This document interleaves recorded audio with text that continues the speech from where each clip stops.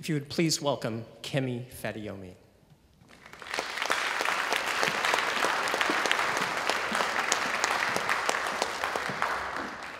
Good morning, and thank you for staying with us and listening to my story today. My story is about a lesson that I learned from Tabasco sauce. And no, I have no exotic recipe to share with you, so it's nothing like that.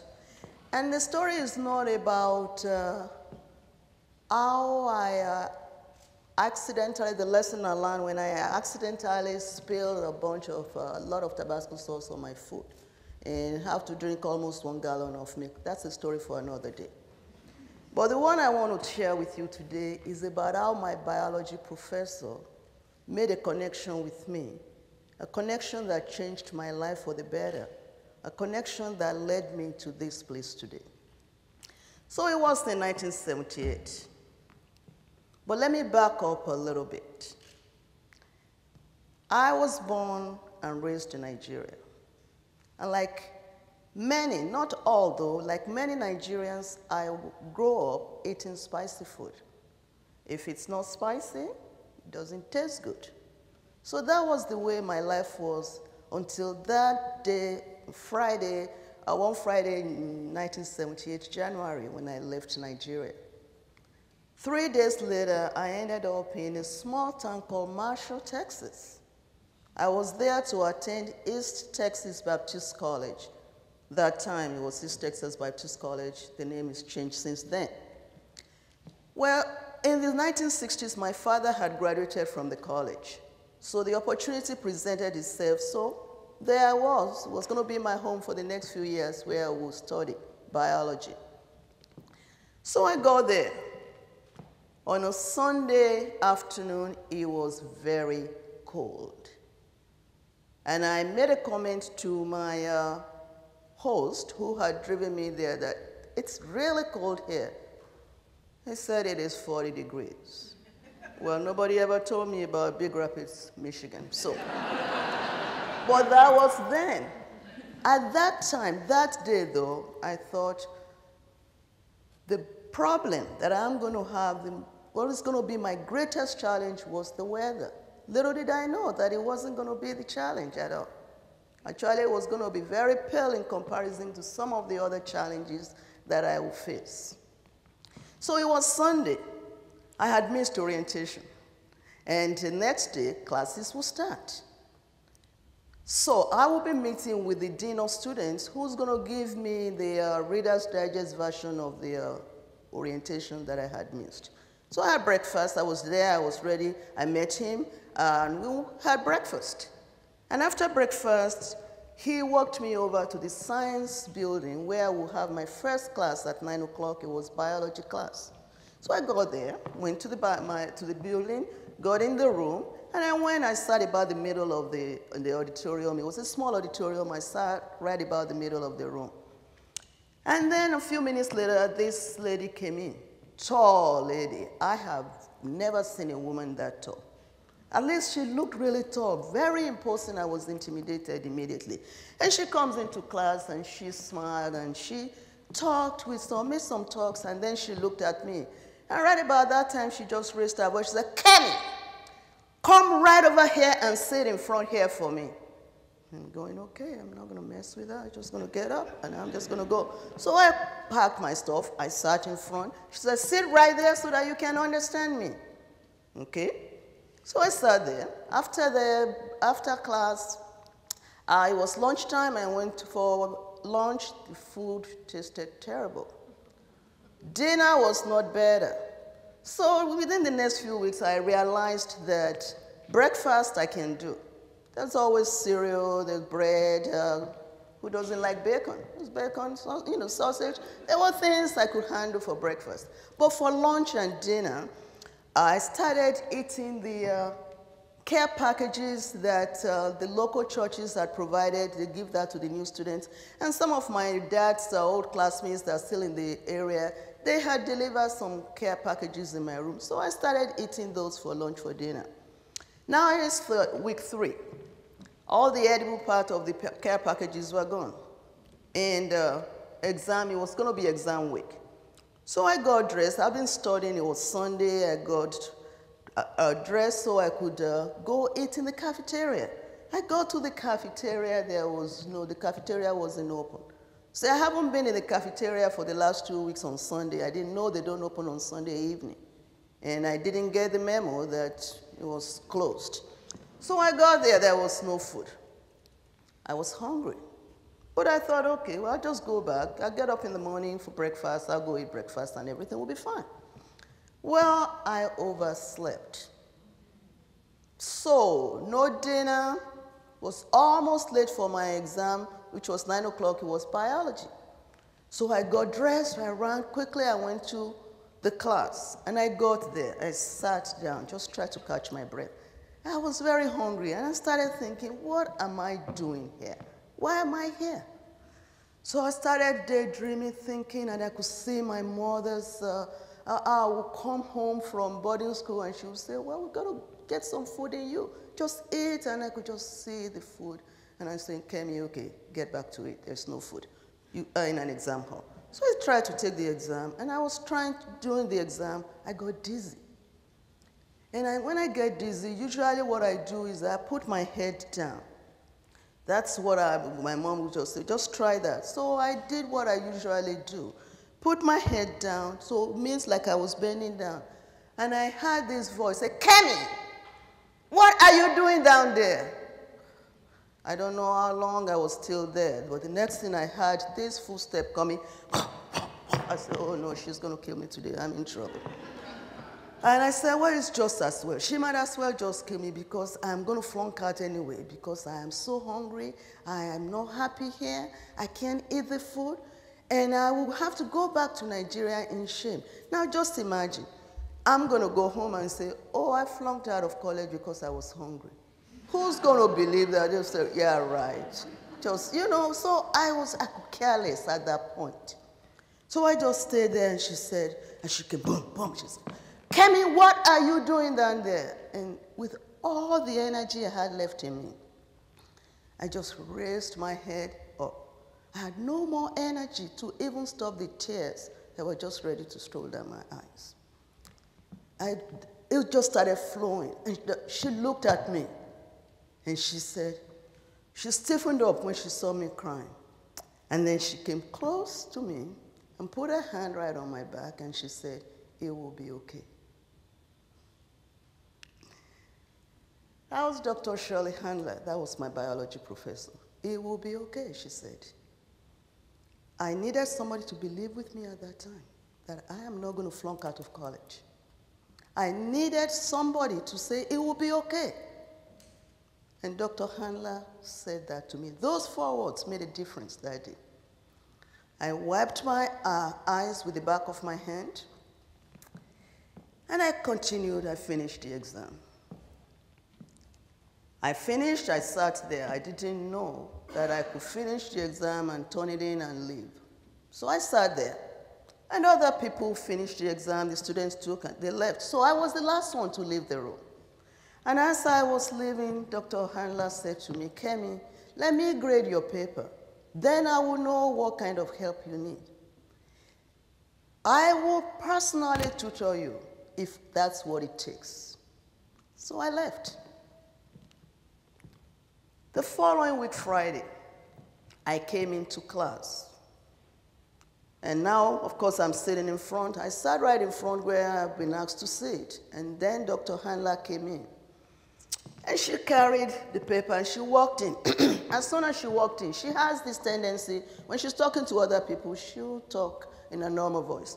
When she's talking to me, she'll raise her voice because she thinks that's how I can understand her. And every time I always say, it's the Texas accent. It has nothing to do with, what you're saying. But I never said anything to her. So she comes in. She said, Kemi, we have a problem. See me after class. I said, okay. So she said to the class, she said, I am going to give your paper back to you today. And just to let you know, I give awards. I give awards to the top 3 scorers in the class. There's going to be a bronze, there's going to be a silver, and there's going to be gold. So she calls the person with the for the bronze award. She gave them their paper, and she gave the award. It was a nickel. That's the award. So she calls the person that got the silver. It was a dime, and they walked, and so they went to sit down. And then she called the gold award. It was a quarter. She called my name. Now, I was already sitting in front, so I really didn't get to go down the aisle, and get my... But it was okay. It was a very good day for me. I picked my... I just reached out because I was sitting in front. I got my paper, and I got the quarter, which was for the gold. So after class, I went to her. She said, Kemi, obviously, you don't have any problem with understanding the material. Why were you crying the other day? I said, I was hungry. She said, hungry? How is that possible? She was genuinely surprised. I said, I couldn't eat the food. It didn't taste good. She said, if I cook for you, will you eat it? I said, if it tastes anything like what they serve in the cafeteria, no. Sorry. She said, no, I can guarantee you it will not taste anything like that. I said, okay. Then she said, where will you be when you finish class? So I told her, and then I went. At about 4:15, I got a call asking me to come down to the lobby. I went down there, and there was Dr. Handler with a Safeway bag. I remember very well. It was a plastic bag, a Safeway plastic bag in her hand. And she reached into that bag, and she brought out a bottle of Tabasco sauce. It wasn't this small, but it was big. Well, she said, here, Kemi, here is the bottle of Tabasco sauce for you. Take this Tabasco sauce. When you go to the cafeteria tonight, sprinkle a little bit of it on your food, and I guarantee you it will taste better. Well, I found out later that she had remembered that my father liked spicy food.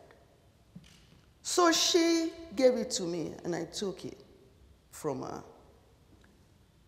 Dr. Handler died last year, January 6, 2011. And this is what was said about her in the university's obituary that came out from the university's bulletin. She was a professor who touched the hearts and lives of so many alumni. She touched my life. She gave me that Tabasco sauce that day. But something about that Tabasco sauce, I didn't want to jinx it. She did tell me after she gave me, she said, don't put too much on your food. Just a little, sprinkle a little. Because if you put too much, you're going to have a different problem on your hands.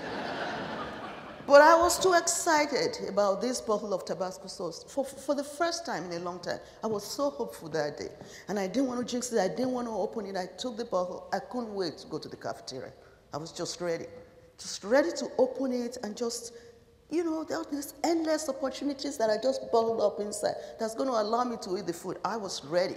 So I went to the cafeteria, I took my Tabasco sauce, and I opened it carefully as I got my food. And I sprinkle, and then I sprinkle again, and I sprinkle some more. Okay, I got carried away.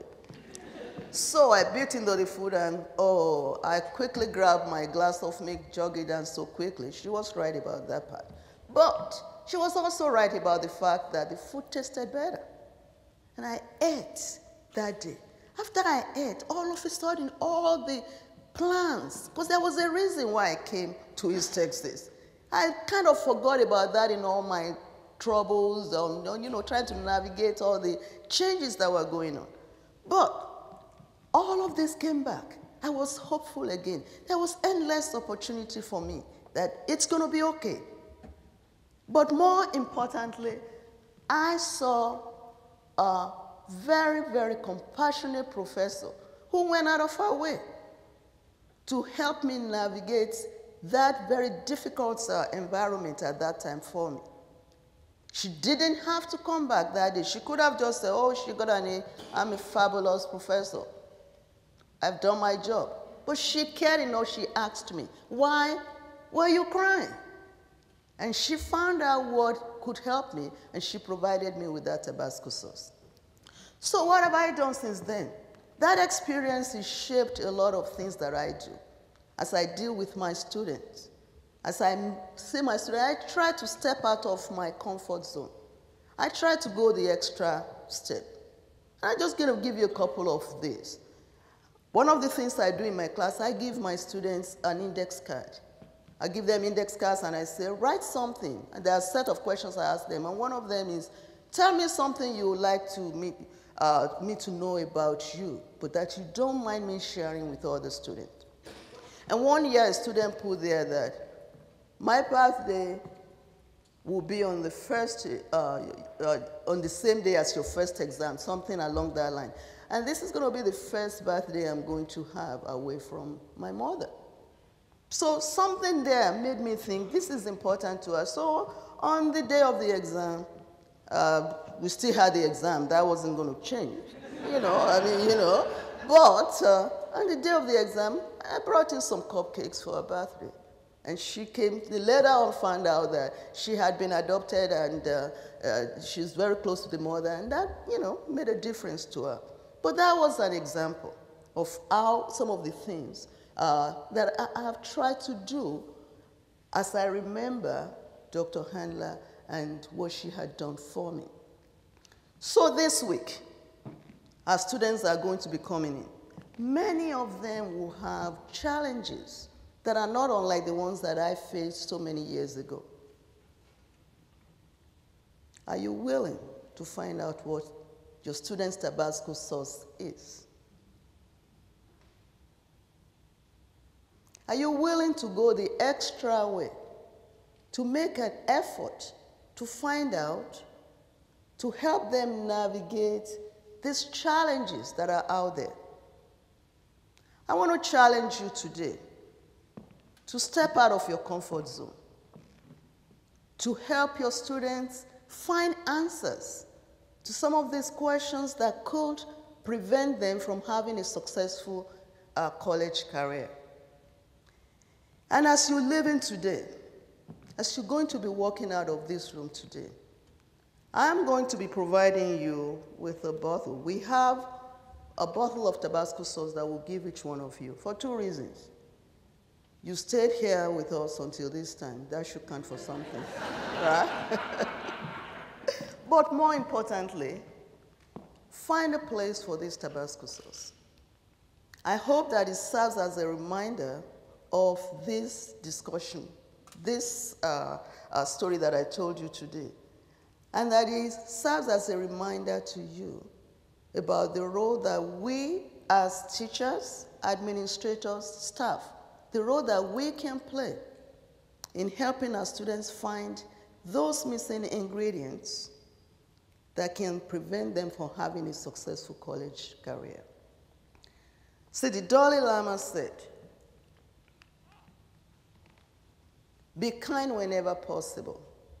It is always possible. So what I would like to do today is to leave you with my own version of the Dalai Lama's speech, or the Dalai Lama's wise quotes.